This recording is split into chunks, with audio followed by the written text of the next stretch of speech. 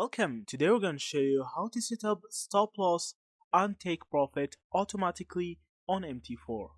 So the first thing that you need to do is to open your chart and tap on new order. After you do so, you will see a couple of things from here.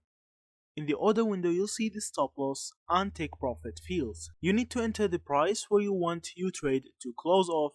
So if the market moves against you, that's your stop loss.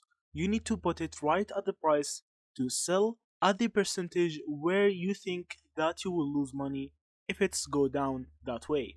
So you will lock it automatically to sell at this price. And at the take profit, you will put it at the highest price to sell it in so that you think you will get profit from this price. So you need to put it at the exact percentage that you think you will get profit from it. After that, tap on buy market or sell market to place the trade.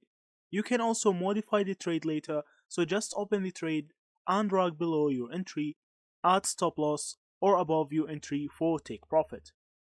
Also, for a quick note, your stop loss and take profit stay active even if MT4 is closed, because execution is handled by your broker's server.